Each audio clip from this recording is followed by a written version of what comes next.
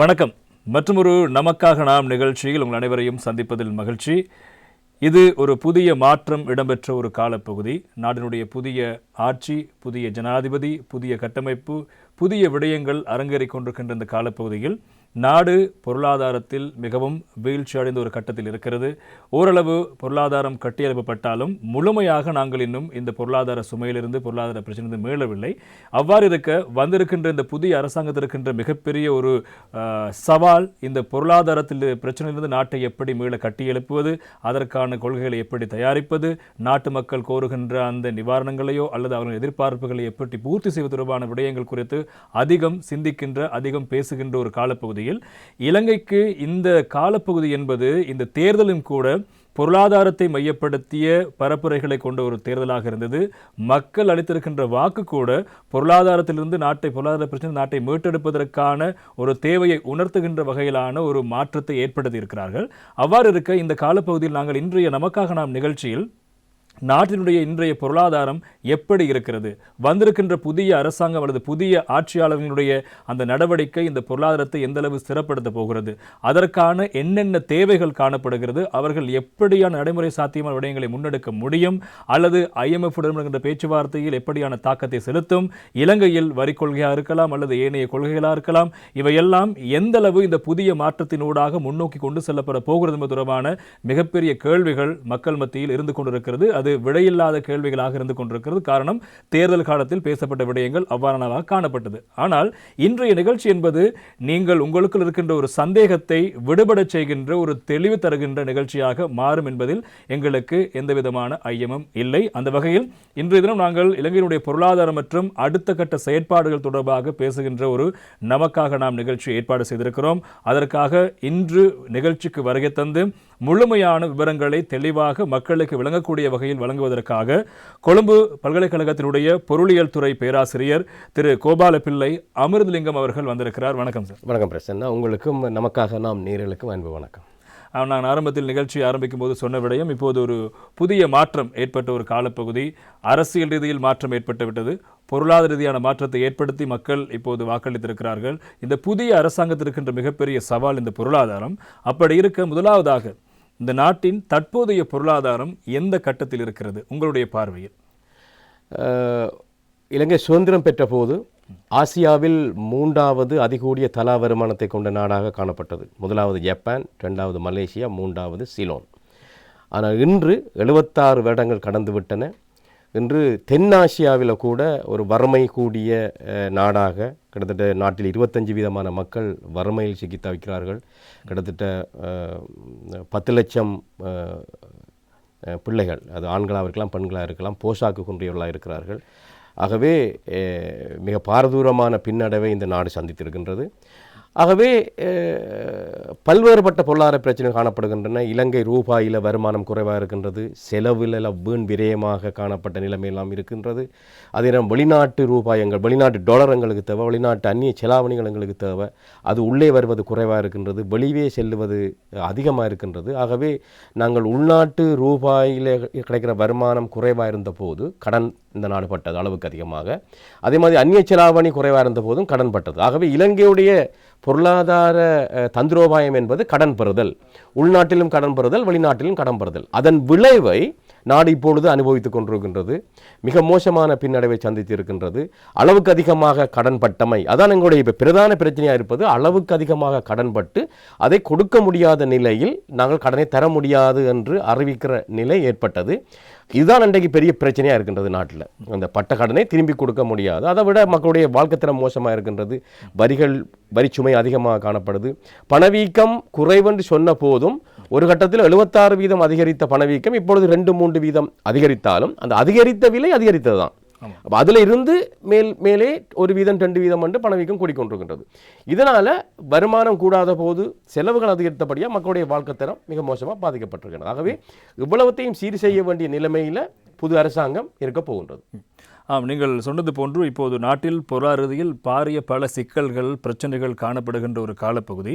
கிட்டத்தட்ட 75 வருடங்களாக இந்த நாடு பிரதானமாக இரு கட்சியினூடாக ஆட்சி செய்யப்பட்டு வந்த ஒரு நாடு. அந்த காலப்பகுதியிலெல்லாம் கடந்த காலங்களில் ஆட்சி மாற்றம் தொடர்பான பல விடயங்கள் பேசப்பட்ட போதிலும் அப்போது இடம்பெறாத ஒரு ஆட்சி மாற்றம் இப்போது இடம்பெற்றிருக்கிறது. ஆனால் இங்கு இருக்கின்ற மிகப்பெரிய மக்கள் மத்தியில் இருக்கின்ற மிகப்பெரிய ஒரு சந்தேகம் அல்லது கடந்த கால ஆட்சியாளர்கள் ஏற்படுத்தப்பட்ட ஒரு சந்தேகம், இந்த பொருளாதார பிரச்சனையிலிருந்து மீள்வதற்கு அனுபவம் வாய்ந்த ஒரு ஆட்சியாளர்கள், அனுபவம் வாய்ந்த ஒரு தலைமைத்துவம் தேவை என்ற ஒரு நிலைமை இருந்தது. என இருந்தாலும் மக்கள் அவற்றையெல்லாம் தாண்டி 75 வருடகால அந்த பழமையான அரசியல் நடவடிக்கைக்கு முற்றுப்புள்ளி வைத்து இவ்வாறு ஒரு பொருளாதார சிக்கல் இருக்கின்ற காலப்பகுதியில் ஒரு ஆட்சி மாற்றத்தை ஏற்படுத்தி இருக்கிறார்கள். இங்கே இன்னும் ஒரு விடயம் இருக்கிறது. வந்திருக்கின்ற ஆட்சியாளர்கள் இடதுசாரி கொள்கை கொண்டவர்கள். எனவே இது ஒரு மூடிய பொருளாதாரமாக மாறிவிட வாய்ப்பு இருக்கிறது, அல்லது உலக நாளோட தொடர்புகள் அற்றுப்போக வாய்ப்பு இருக்கிறது. இப்படியான பல கேள்விகள், பிரச்சனைகள் உருவாயிருக்கின்ற இந்த காலப்பகுதியில் ஏற்பட்டிருக்கின்ற இந்த ஆட்சி மாற்றம் எப்படி இலங்கையுடைய பொருளாதாரத்தில் தாக்கம் செலுத்தும்? இந்த கடந்த ஜனாதிபதி தேர்தலில் 38 பேர் போட்டியிட்டார்கள். அந்த 38 பேரில் ஜனாதிபதி பதவியை பிடிக்கக்கூடியவர் என்று 3 பேர் கருதப்பட்டார்கள். அந்த 3 பேரில் தற்போதைய ஜனாதிபதி அனுரகுமார் திசாநாயக்க அவர்கள் 42% வாக்குகளை பெற்றபோது, அடுத்த வேட்பாளரான சஜித் பிரேமதாச அவர்கள் கிட்டத்தட்ட 32% வாக்குகளை பெற்றார். அப்போ 74% மக்கள் அப்போது இருந்த அரசாங்கத்துக்கு, ஜனாதிபதிக்கு எதிராக வாக்களித்திருக்கிறார்கள். ஆகவே அவர் மீது இந்த நெருக்கடியை தீர்த்தவர், வரிசை யுகத்தை இல்லாமாக்குனவர் என்ற இல்லாமாக்குனவர் என்ற ஒரு அனுதாபம் இருந்த போதும், அவர்கள் அந்த நெருக்கடியை தீர்த்தவர் மீது கொண்ட அனுதாபத்தை விட இந்த நெருக்கடியை உருவாக்கியவர்கள் மீதான கோபம் மக்களுக்கு அதிகமாக இருந்துதான் அந்த அவருக்கு எதிராக அதிகமான வாக்குகள் அளிக்கப்பட்டன. ஆகவே தான் வரலாற்றில் இல்லாத அளவுக்கு ஒரு குறியீட்டு கட்சி, ஜனதா விமுக்தி பெரமுன என்பிபி அந்த கூட்டணி ஒரு குறியீட்டு கட்சியாக தான் இருந்தது. 2-3% வாக்குப்பலத்தை கொண்ட கட்சி. அந்த கட்சியின் வேட்பாளர் திடீரென 56 லட்சத்துக்கு அதிகமான வாக்களை பெற்றமை என்பது மக்கள் மத்தியில் அதுக்கு ஒரு தேவை ஏற்பட்டது. அவர் ஒரு சிறந்த பேச்சாளராக, ஆளுமை உள்ளவராக தன்னை வழிகாட்டினார். பாராளுமன்றத்தில் கடுமையான உரைகளை ஒரு கட்டமைப்புகள் நின்று அவர் ஆற்றியதை நான் பார்த்திருக்கின்றேன். ஆகவே மக்களுக்கு ஒரு அடிப்படையில் ஒரு மாற்றம் தேவைப்பட்ட போது அவர்கள் இந்த இவ்வளவு காலமும் ஆண்ட கட்சிகளை விட ஒரு புதிய கட்சியிடம் இந்த ஆட்சியை கொடுக்க வேண்டும், அவர்கள் எதிர்பார்க்கிற மாற்றத்தை தர வேண்டும் என்று தீர்மானித்தார்கள். இந்த இடத்துல நீங்கள் கேட்டது போல இந்த ஜேவிபி அல்லது என்பிபி அந்த கூட்டணி ஒரு இடதுசாரி கொள்கையை கொண்டவர்கள் என்று பலர் கூறுகிறார்கள். வெளிநாடுகளும் அப்படி சொல்லுகின்றன. ஆனால் உங்களுக்கு தெரியும், ஸ்ரீமா அம்மையார் ஆட்சி காலத்தில் இருந்தபோது 70-77, அதை விட அவருடைய கணவர் 1956 பதவிக்கு வந்த போது எல்லாம் அந்த மூடப்பட்ட பொருளாதார கொள்கை அறிமுகப்படுத்தப்பட்டது. இறக்குமதி பதிலீடு, உள்நாட்டிலே உற்பத்தி செய்தல், ஏற்றுமதி இல்லை. இந்த கொள்கை இலங்கைக்கு வெற்றி கொடுக்கவில்லை என்ற வறுமை, வேலையின்மை, பட்டினி எல்லாம் அந்த காலத்தில் தலைவிரித்தாடினது. அதற்கு பிறகுதான் ஜெயவர்தன 1977 பொருளாதாரத்தை தாராளமயப்படுத்தினார். அது தென்னாசியாவிலே முதலாவது நாடு. ஏன்னா இந்தியாவெல்லாம் 1991 பொருளாதாரத்தை தாராளமயப்படுத்தினார். இலங்கை மக்கள் 1977 ஆண்டிலிருந்து கிட்டத்தட்ட 47 வருஷம் இந்த தாராளமய கொள்கைக்குள் இருக்கிறார்கள். இப்பொழுது நாங்கள் பார்க்க வேண்டியது, ஜனதா விமுக்தி பெரமுன ஜேவிபி அவர்களுடைய இடதுசாரி கொள்கையை மையப்படுத்தியா தேர்தலில் போட்டியிட்டார்கள். நாங்கள் மூடப்பட்ட பொருளாதாரத்தை அறிமுகப்படுத்துவோம், இறக்குமதி பதிலீட்டு கொள்கையை அறிமுகப்படுத்துவோம் என்று அவர்கள் போட்டியிடவில்லை. அவர்களுடைய பிரதான கோஷமாக இருந்தது, நாங்கள் ஊழலை ஒழிப்போம், அதிகார துஷ்பிரயோகத்தை இல்லாமல் ஆக்குவோம், வீண் விரயத்தை இல்லாமல் ஆக்குவோம். நான் அவர்களுடைய தேர்தல் விஞ்ஞாபனம் ஊடாகத்தான் வாசிக்கின்றேன். நாங்கள் வெளியில் சொல்வதை நான் பார்க்கவில்லை. அவர்களுடைய கொள்கை எதுவாக இருந்தாலும் அவர்கள் தேர்தலில் போட்டியிட்ட போது முன்னிறுத்திய கொள்கைகள் இவைகள் தான். அப்போ இதைத்தான் எல்லோரும் இடதுசாரித்துவம், சோசியலிசம் என்று சொன்னால் அது இலங்கைக்கு மட்டுமில்லை, உலகத்துக்கே தேவையான கொள்கை அது. என்றால் வீண் விரயத்தை ஒழிக்க வேண்டும், ஊழலை ஒழிக்க வேண்டும், அதிகார துஷ்பிரயோகத்தை ஒழிக்க வேண்டும் என்று சொன்னால் குறிப்பாக அபிவிருத்தி அடைந்த நாடுகள் அனைத்துக்கும் இந்த கொள்கை தேவை. ஆகவே மக்களுடைய ஆணை இந்த ஜனாதிபதிக்கு எதற்காக வழங்கப்பட்டது என்று சொன்னால் இந்த 3 விஷயம் தான் பிரதானமானது. இந்த நாட்டில் உள்ள சிக்கல்களை தீர்ப்பதற்கு இந்த 3 பிரச்சனைகள் மிக முக்கியமானவை. இவற்றை தீர்க்காவிட்டால் பழையபடி திரும்ப இந்த பிரச்சனை வரும். ரணில் விக்ரமசிங்கே அவர்கள் தோற்கடிக்கப்பட்டார் என்றது, அவரை தோற்கடிக்கப்பட்டார் என்பதை விட அவர் மீது ஊழல் குற்றச்சாட்டு நான் கேட்கவில்லை. அவர் அளவுக்கு அதிகமாக சொத்து சேர்த்தார் என்று சொல்லவில்லை. அவர் ஒரு கல்விமான்.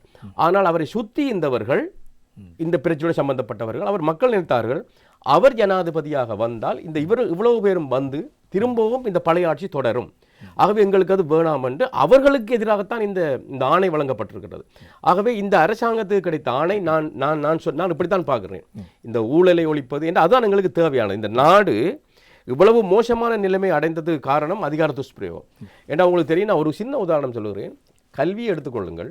ஒரு கட்டத்தில் கல்வி அமைச்சர், கல்வி ராஜாங்க அமைச்சர், பிரதி கல்வி அமைச்சர், கல்வி சேவைகள் அமைச்சர், உயர்கல்வி அமைச்சர், பிரதி உயர்கல்வி அமைச்சர், ராஜாங்க உயர்கல்வி அமைச்சர், எத்தனை அமைச்சர்கள், அபிவிருத்திக்கு பொறுப்பான பாராளுமன்ற உறுப்பினர் ஒரு தொகுதிக்கும். அப்படி பார்த்தால் நூற்றுக்கணக்கான அமைச்சர்கள் இருந்து வளங்களை வீண் விரயம் செய்தது, சுரண்டினது. இதனால தான் இந்த நாடு கீழே போனது.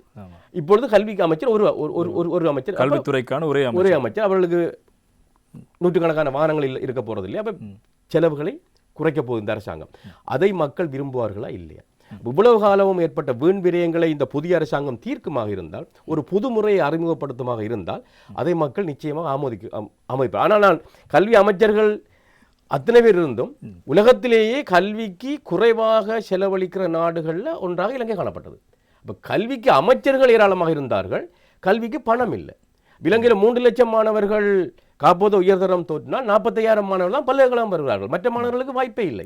ஆக கல்வியில பிரச்சனை வேறுதான் இருக்கு. ஏராளமான அமைச்சர்களை நியமித்து அவர்களுக்கு அதிகாரங்களை கொடுத்து வளங்களை கொடுத்து நாடு சூறையாடப்பட்டது. இதைத்தான் மக்கள் மாற்ற வேண்டும் என்று நினைக்கிறார்கள். அந்த மாற்றம் தான் இப்பொழுது நிகழ்ந்திருக்கின்றது. இன்னும் ஒரு பிரச்சனை, இன்னும் ஒரு கேள்வி மக்கள் மத்தியில் இருக்கும். இந்த தேர்தல் மேடைகளில் பேசப்பட்ட இன்னும் ஒரு முக்கியமான விடயம்தான், இந்த புதிய அரசாங்கம் யாராவது ஒரு ஆட்சி மாற்றம் நிகழ்ந்து அவர்கள் வந்து சர்வதேச நாணயத்தோடு சென்று இந்த ஒப்பந்தத்தை மாற்றுவதற்கான முயற்சிகளை செய்தால் அது மிகப்பெரிய விளைவுகளை ஏற்படுத்தும். இப்போது இருப்பதை விட இன்னும் அதல பாதலத்துக்கு நாடு செல்லும். எனவே அதற்கு இடமளிக்க கூடாது என்று ஒரு பரப்புரை மேற்கொள்ளப்பட்டது. ஆனால் இப்போது வந்திருக்கின்ற அரசாங்கம் அதில் மாற்றங்கள் ஏற்படுத்த தயார் என்ற ஒரு நிலைப்பாட்டை கொண்டிருக்கிறது. உண்மையிலேயே அப்படி மாற்றங்கள் ஏற்படுத்தினால் பிரச்சனை வரப்போகிறதா? நாங்கள் ஏற்படுத்தி கொண்டிருக்கின்ற ஒப்பந்தம் உண்மையிலேயே ஒரு உச்சகட்டமான ஒப்பந்தமா? இன்னும் அதனை தாண்டி செல்ல முடியுமா எங்களால்?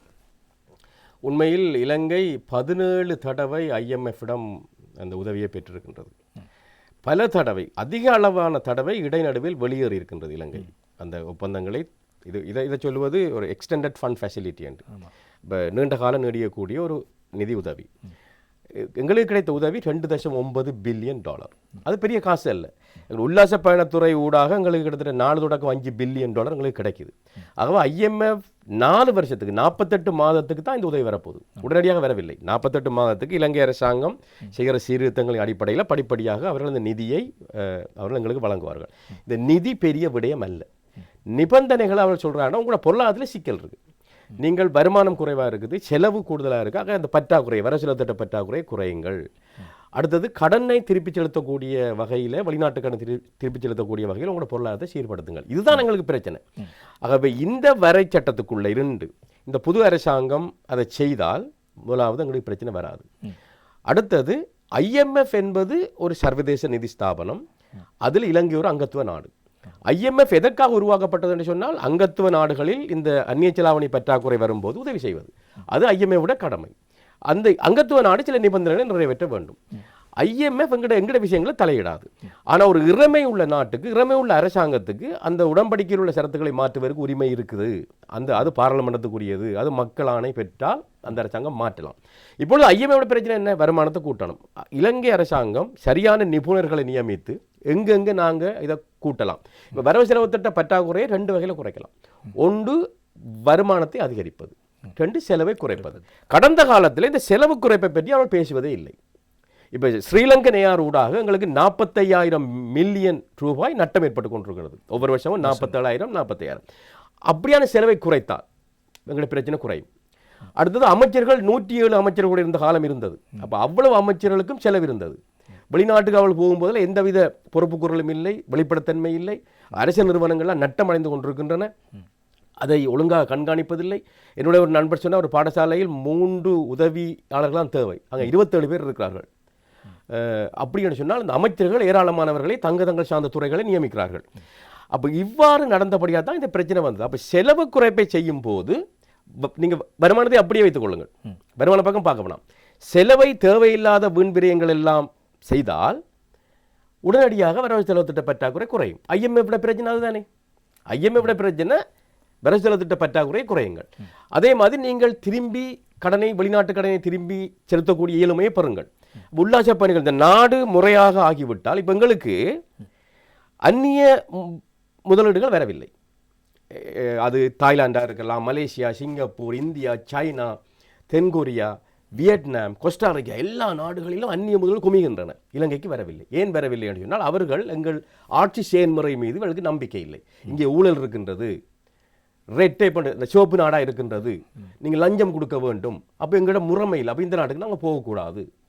அப்போ இந்த முறைமையை மாற்றி இங்கே ஒரு அரசாங்கம் வெளிப்படைத்தன்மை உள்ள அரசாங்கம் வந்திருக்கின்றது, ஊழலற்ற அரசாங்கம் வந்திருக்கின்றது, உடனடியாகவே எங்களுக்கு அனுமதி கிடைக்கும் என்று சொன்னால் வெளிநாட்டு முதலீட்டு இங்கே குமியும். அப்போ உங்களுக்கு அந்நிய செலாவணி வருகின்றது, அப்போ உங்களுடைய பிரச்சனை தீர்கின்றது. அந்த இடத்துல எங்களுக்கு ஐஎம்எஃப் தேவையில்லை. மன்மோகன் சிங் அவர்கள் நிதியமைச்சராக இருக்கும் போது பி நரசிம்மராவ் அவர் இந்திய பிரதமராக இருந்தார். ஐஎம்எஃப் இந்தியா மிக மோசமான பொருளாதாரங்களில் சிக்கித்தவிது. அதுக்கப்புறம் இந்தியா போகவில்லை. அப்போ பிரச்சனை என்னென்று சொன்னால் உங்களுடைய அந்நிய செலாவணி பிரச்சனையை நீங்கள் இந்த வழிகளோட எங்களுடைய ஏற்றுமதியை பன்முகப்படுத்துவது, ஏற்றுமதியை அதிகரிப்பது, வெளிநாட்டு முதலை உள்ளே கொண்டு வருவது, உல்லாச பயணிகளை பெருமளவு கொண்டு வருவது, புலம்பெயர்ந்த இளைஞர்கள் அனுப்புகிற பணத்தை ஒழுங்காக பயன்படுத்துவது, எங்களுடைய பிரச்சனை தீர்ந்துவிடும்.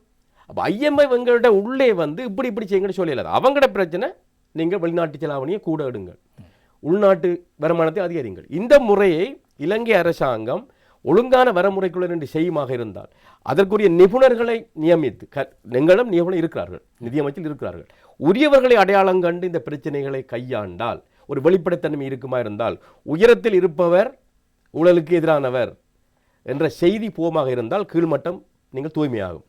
நீங்கள் உயரத்தில் நீங்கள் தூய்மை இல்லை என்று சொன்னால், வெளிப்படைத்தன்மை இல்லை, ஊழல் இருக்குன்னு சொன்னால் கீழ்மட்டத்தில் நீங்கள் அதை சீர் செய்ய இயலாது.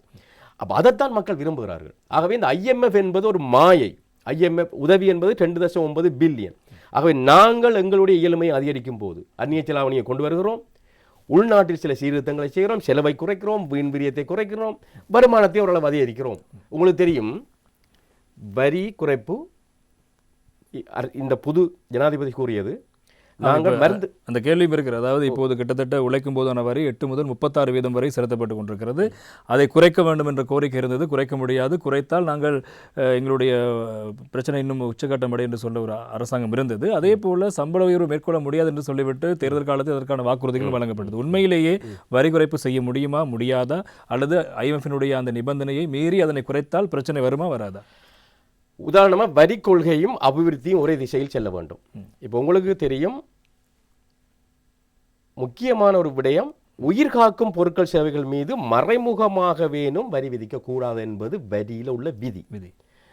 அப்போ நீங்கள் வரி விதிக்கக்கூடாது, மருந்து பொருட்களுக்கு வரி விதிக்கக்கூடாது, மறைமுகமாகவும் வரி விதிக்கக்கூடாது என்பது. ஆனால் முன்னே அரசாங்கம் வரி விதித்தது. இது மாபெரும் தவறு. அடுத்தது, இலங்கையில் 25% மக்கள் வறுமையில் இருக்கிறார்கள். ஆகவே நீங்கள் உணவுப் பொருட்கள் மீது வரி விதித்தால் போஷாக்கின்மை இருக்கின்றது, வறுமை இருக்கின்றது. அப்போ உணவுப் பொருட்கள் மீது வரி விதித்தால் போஷாக்கின்மை கூடும், வறுமை கூடும்.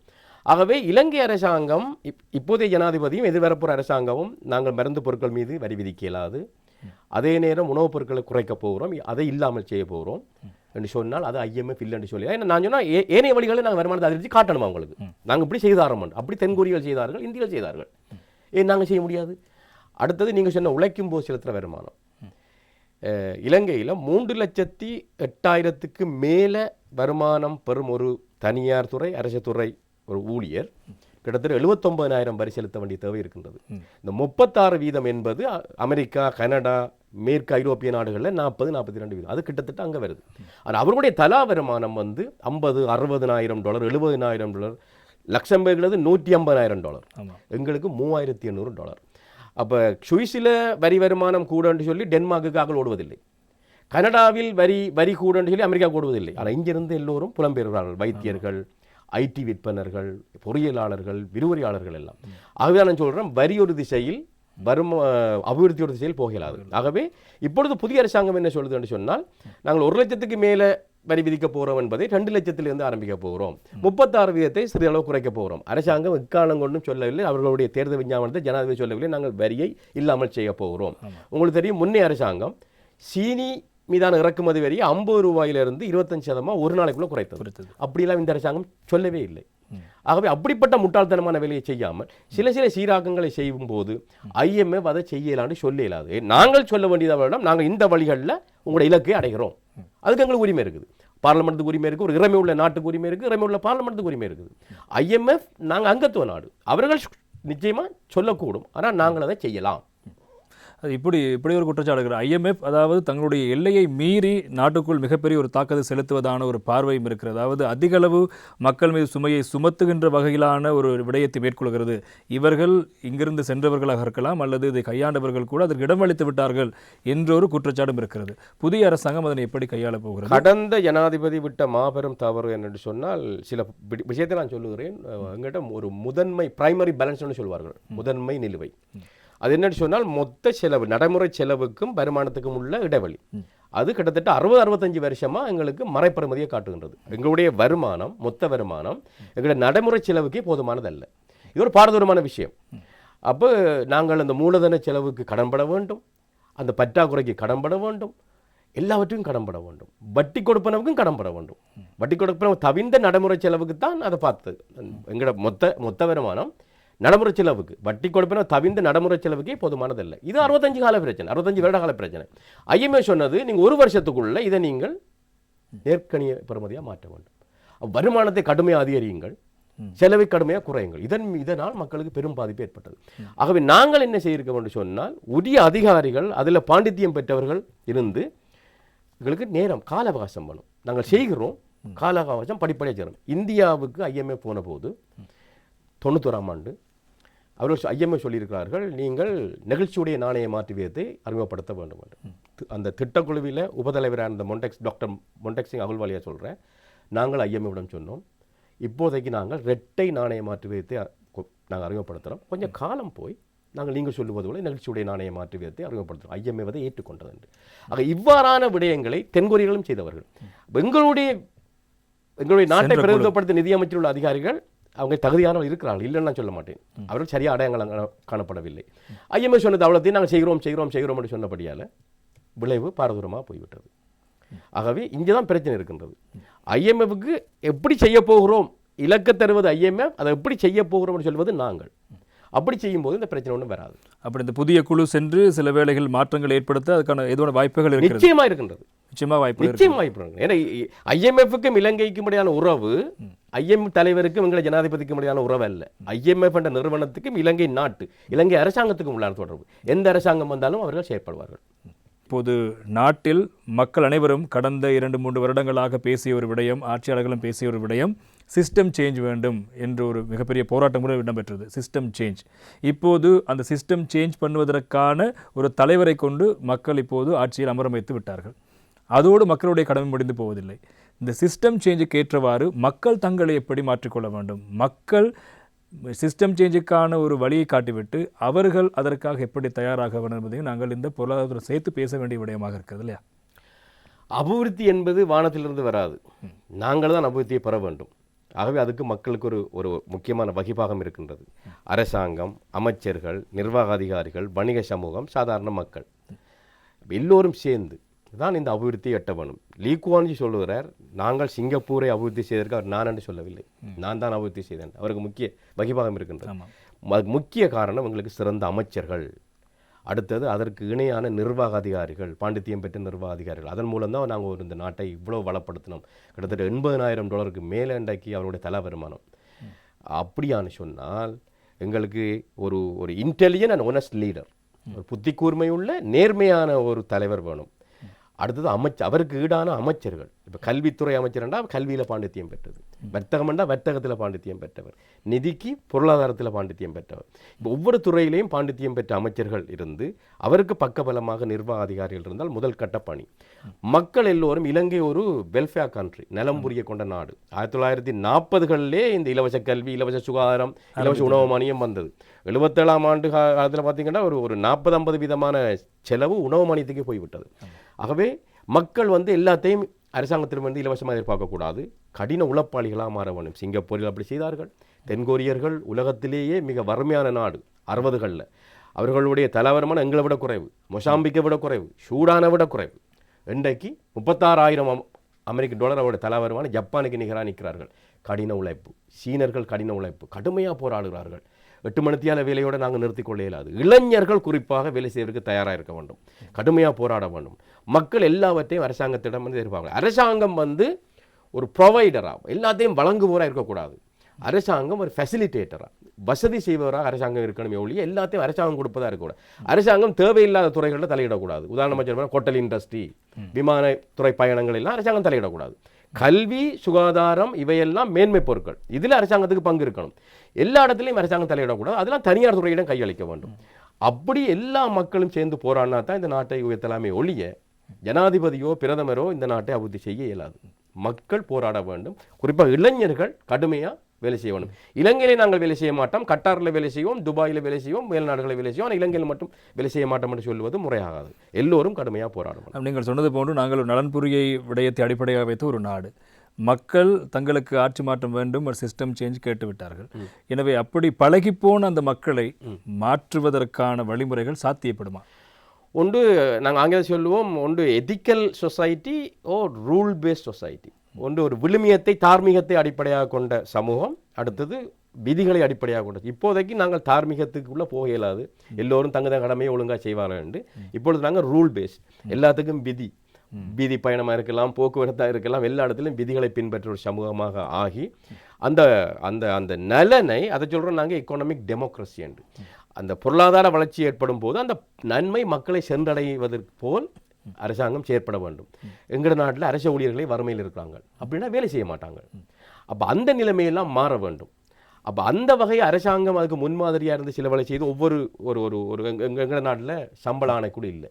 ஒவ்வொரு வரவு செலவு திட்டத்திலையும் 5000, எல்லோருக்குமே 5000, எல்லோருக்குமே 10,000, அப்படி சம்பளம் அதிகரிப்பு செய்து நாட்டை முன்னேற்றலாம். இப்போது இங்கே ஒரு கேள்வி இருக்கிறது.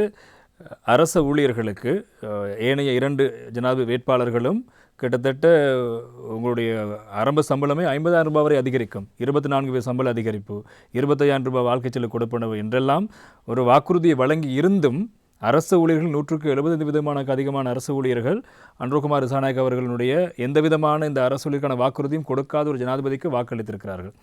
அது இலங்கை வரலாற்றிலேயே மிக முக்கியமான ஒரு தருணமாக பார்க்கப்படுகிறது. அப்படி என்றால் மக்கள் அந்த நிவாரணங்களை எதிர்பார்க்கவில்லை என்று பொருள்படுத்திக் கொள்வதா, அல்லது வெற்றி பெற்றவுடன் எங்களுக்கு தேவையானவை வந்து சேரும் என்ற ஒரு எண்ணப்பாடு இருக்கும் என்று எண்ணிக்கொள்வதா? இல்லை, அவர்களுக்கு தெரியும் இது 76 வருடமா இதான் நடக்குது.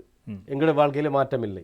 எல்லாருக்கும் 5000, எல்லாருக்கும் 2000 கொடுத்து கொண்டிருக்கிறார்கள். வாழ்க்கை செலவு 7800 நான் நினைக்கிறேன், அது கனகாலமாக இருக்கின்றது. ஆகவே இது எங்களுடைய பிரச்சனையை தீர்க்காது. இப்போ எங்களிடம் சம்பள ஆணைக்குழு இல்லை. சம்பள ஆணைக்குழுக்கிட்ட பொறுப்பை கொடுத்து ஒவ்வொரு 2-3 வருஷத்துக்கு ஒருக்கா ஒரு முறையான அடிப்படையில் அவர்கள் சம்பளத்தை அதிகரித்து கொண்டு வந்தால் இந்த பிரச்சனை வந்திருக்காது. உற்பத்தி அதிகரிக்க வேண்டும், உற்பத்தி திறன் அதிகரிக்க வேண்டும், சம்பளம் கடுமையாக அதிகரிக்கப்பட வேண்டும். அதே நேரம் இந்த அரசு ஊழியர்கள் எண்ணிக்கை மிக முக்கியமானது. இலங்கையிலே 15 லட்சம் பேர்கிட்ட அரசு துறையில் இருக்கிறார்கள். இந்த அரசு துறை என்னும்போது 2 வகையான அரசு துறை அந்த பணியாளர்கள் இருக்கிறார்கள். ஒன்று இந்த மெரிட் பேஸ், தகுதி அடிப்படையில் பல்கலைக்கழக பட்டம் பெற்றவர்கள், பரீட்சை எழுதி சித்தி எழுதவர்கள் வருகிறார்கள். இன்னொரு வகையினர் அமைச்சர்களுடைய செல்வாக்கின் அடிப்படையில் தகுதி இல்லாமல் உள்ள வந்தவர்களும் இருக்கிறார்கள். இப்போ நீங்கள் எல்லோரும் உள்ள வந்த பிறகு உங்களுடைய பணியாளர்கள் எண்ணிக்கை கூட என்று சொன்னால் உங்களுக்கு சம்பளத்தை அதிகரிக்க இயலாது. அப்போ நான் ஒரு இந்தியாவுக்கு போயிருந்தேன். ஒரு இந்தியாவில் ஆரம்ப கல்வி ஆசிரியருடைய சம்பளம் 60,000 ரூபா. இலங்கை பணத்தில் அது 2,40,000. அப்படின்னு சொன்னால் ஒரு நாளைக்கு இந்தியாவில் உள்ள ஆரம்ப கல்வி ஆசிரியருக்கு 2,000 ரூபா சம்பளம் கிடைக்கின்றது. ஒரு தொழிலாளிக்கு 400 ரூபா சம்பளம். இலங்கையிலையும் கிட்டத்தட்ட 60,000 தான் ஒரு ஆசிரியருக்கு ஆரம்ப கல்வி கிடைக்கிறேன்னு வச்சுக்கோங்க. இலங்கையிலையும் 2,000 தான் சம்பளம். ஆனால் தொழிலாளிக்கு 3,000, 4,000.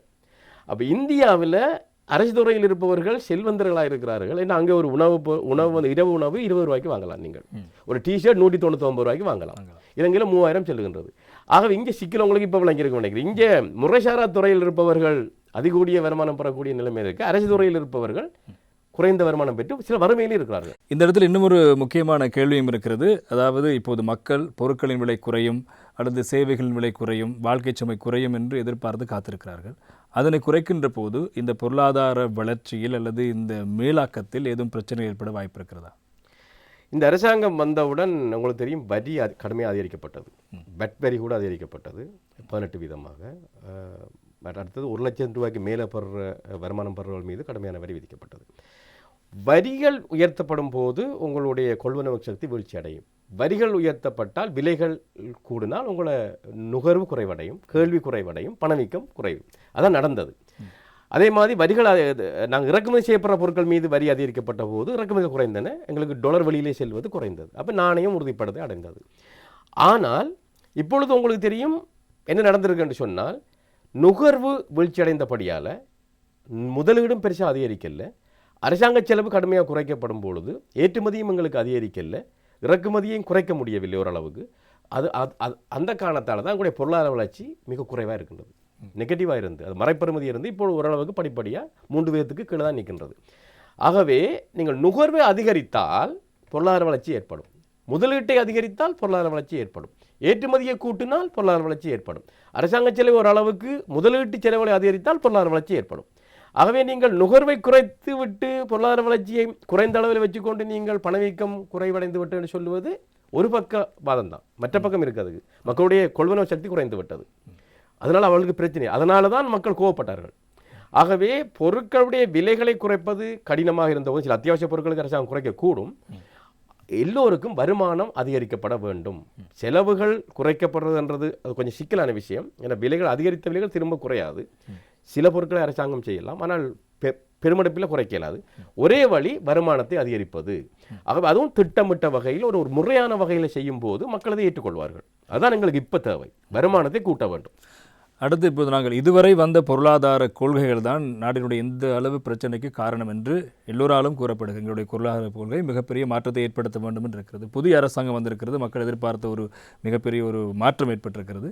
இனி எங்கள் நாட்டுக்கு எப்படியான பொருளாதார கொள்கை சாத்தியப்பாடாக அமையும்?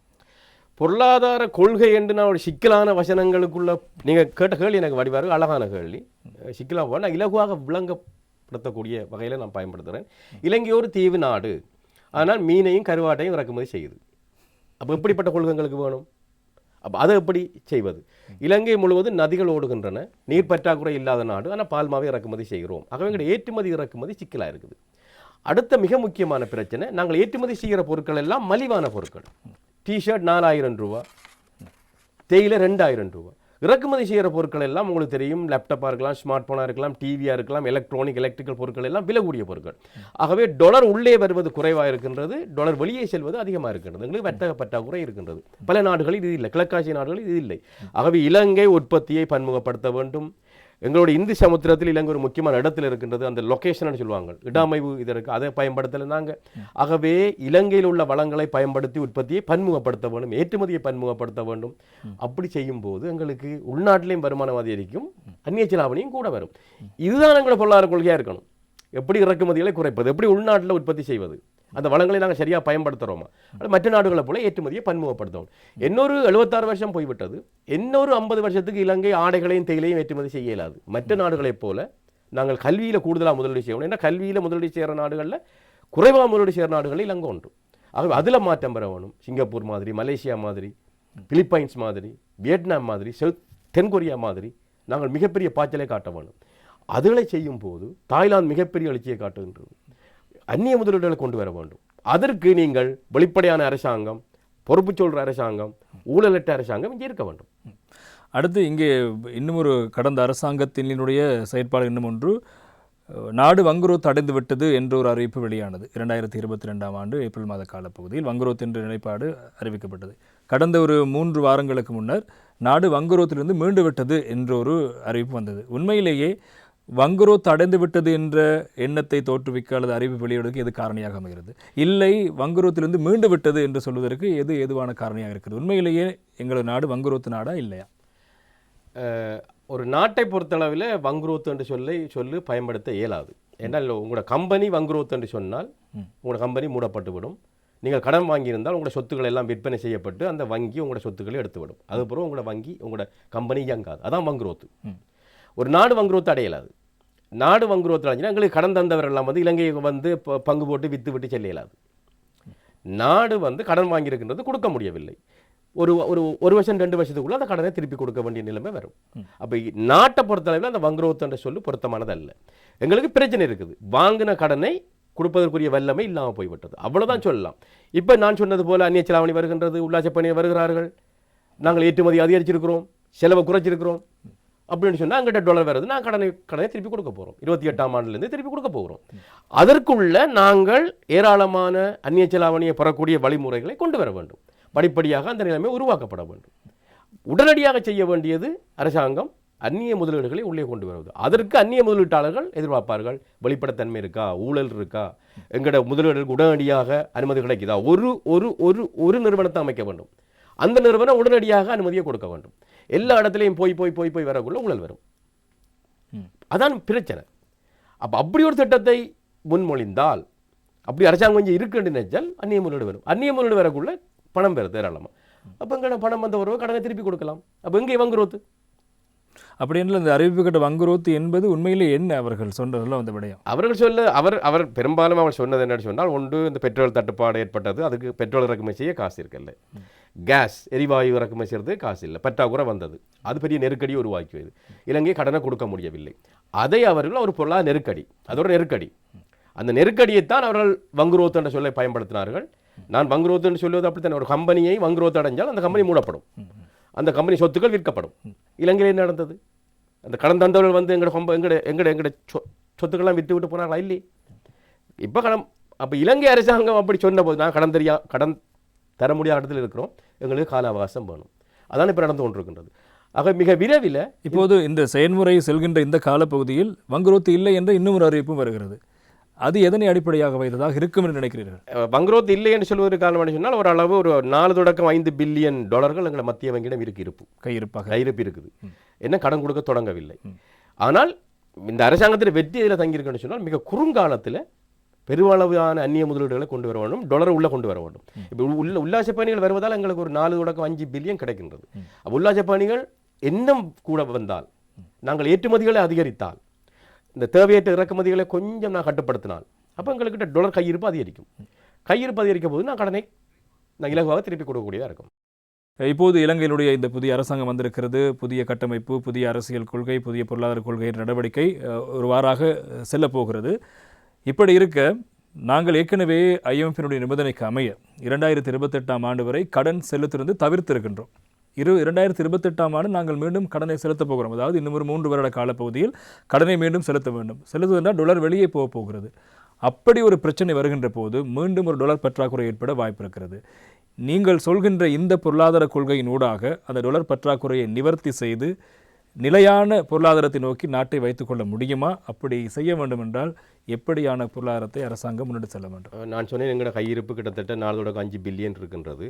ஆனால் கடனும் நான் கடன் கொடுக்க தொடங்கின பிறகு கிட்டத்தட்ட 4.5 பில்லியன் அல்லது அதை விட கொஞ்சம் 6 பில்லியன் ஒரு வருஷம் கொடுக்க வேண்டிய தேவை இருக்கின்றது. இப்போ IMF வந்து ஒரு மத்தியஸ்தராக இருந்து, நாங்கள் கடன்பட்ட நாடுகள் இருக்குது, அதில் பாரிஸ் கிளப் இருக்குது, ஜப்பான், அமெரிக்கா, பிரான்ஸ் எல்லாம், இதில் சம்மந்தப்படாத இந்தியா, சீனா இருக்கின்றது, தனியார்கள் இருக்கிறார்கள். இப்போ எங்களுக்கு ஓரளவுக்கு இந்தியா, சீனா, ஜப்பான் போன்ற நாடுகள் எங்களுக்கு ஓரளவு ஆதரவாக இந்த மீள்கட்டமைப்புக்கு நாங்கள் ஒத்துழைக்கிறோம்னு சொல்கிறார்கள். இந்த மீள்கட்டமைப்பு என்பது, இப்போ நான் ஒருத்தர் இன்னொருத்தரோட 10 லட்சம் ரூபா கடன் வாங்குறேன், இப்போ அவருக்கு கொடுக்க முடியல.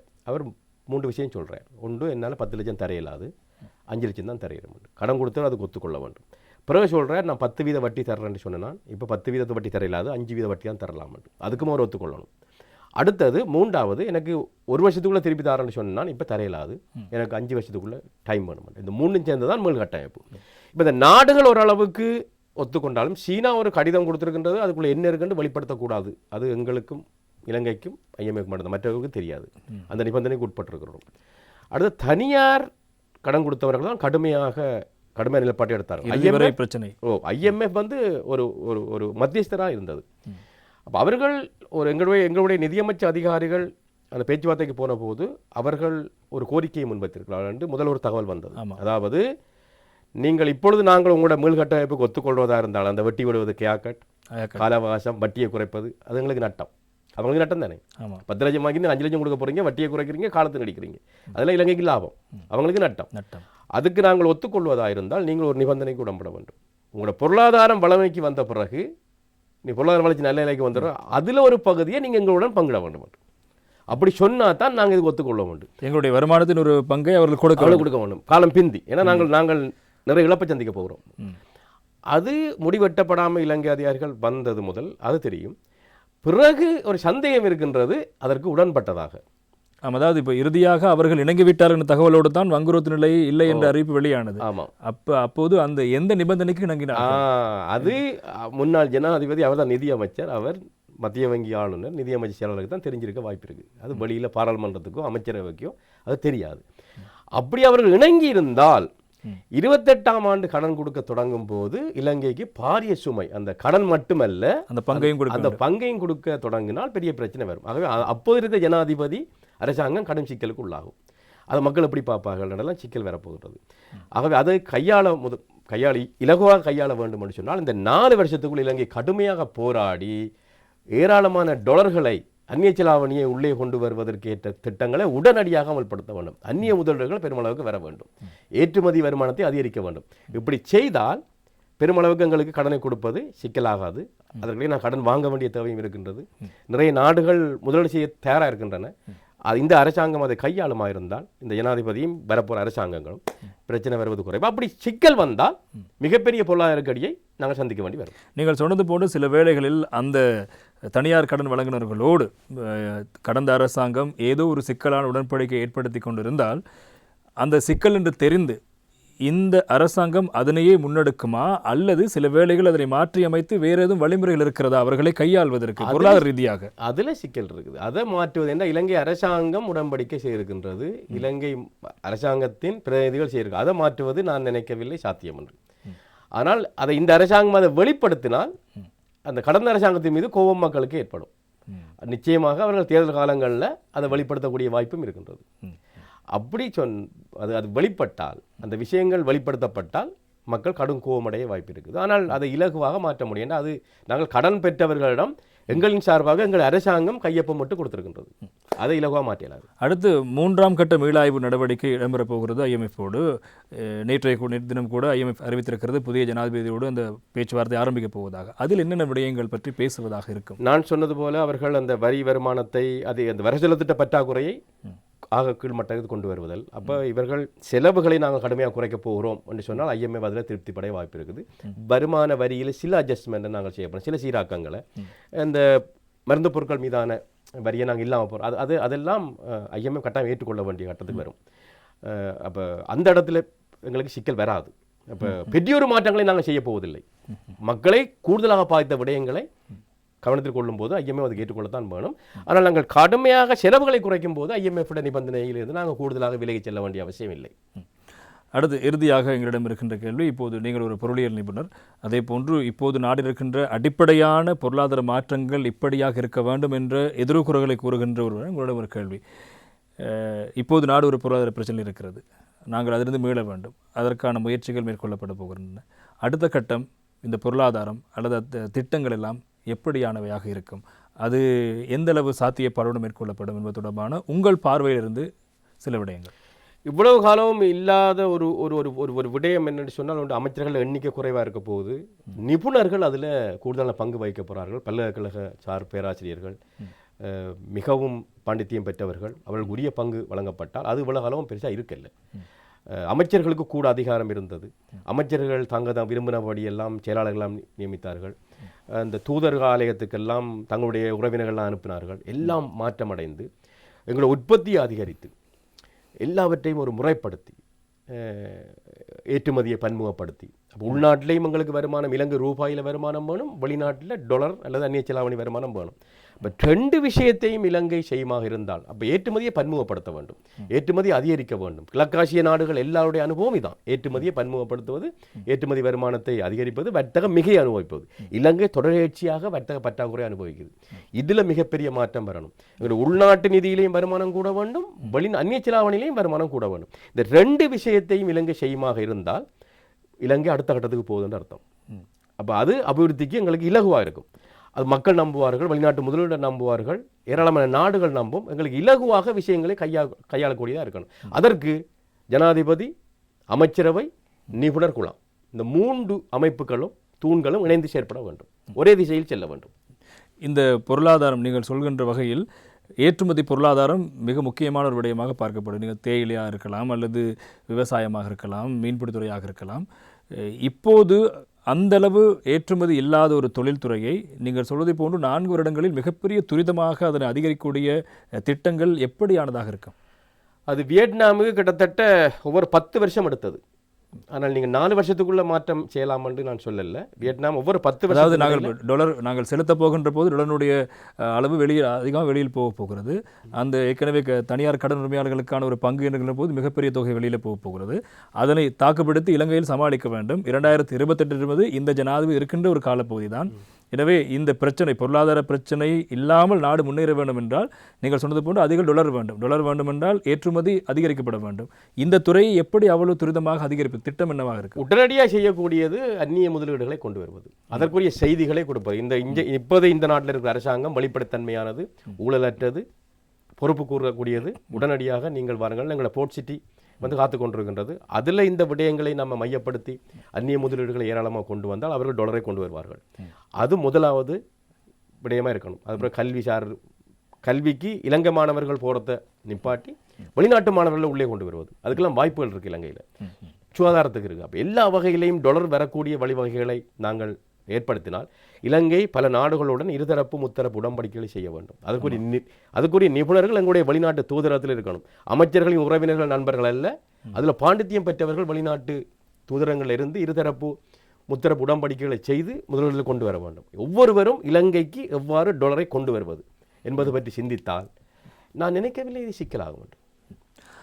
நாங்கள் இன்றைய நமக்காக நாம் நிகழ்ச்சியில் நாட்டினுடைய பொருளாதாரம் இப்போது இருக்கிற நிலைமை, புதிய ஆட்சி மாற்றத்தினூடாக அந்த பொருளாதாரத்திலிருந்து நாங்கள் மீட்டெடுப்பதற்கான சவால்கள் எப்படியானதாக இருக்கும், அதற்கு மக்களின் பொறுப்பு என்ன, அரசாங்கத்தின் பொறுப்பு என்ன, எனவே இந்த காலப்பகுதி எப்படி நகரப்போகிறது என்பது தொடர்பான பொருளியல் துறை சார்ந்து பல விடயங்களை பேசியிருந்தோம். அதன் அடிப்படையில் கொழும்பு பல்கலைக்கழகத்தினுடைய பொருளியல் துறை பேராசிரியர் திரு கோபாலபிள்ளை அமிர்தலிங்கம் அவர்கள் நிகழ்ச்சிக்கு வருகை தந்து பல தெளிவான தகவல்களை மக்களுக்கு விளங்கக்கூடிய வகையில் வழங்கியிருந்தால் வசந்தம் டிவியின் சார்பாக எங்களுடைய நன்றிகளும் வாழ்த்துக்களும். வணக்கம், நன்றி. இந்த அளவில் இன்றைய நமக்காக நாம் நிகழ்ச்சி நிறைவுக்கு வருகிறது. மற்றும் ஒரு நமக்காக நாம் நிகழ்ச்சியில் உங்களை சந்திப்போம். வணக்கம்.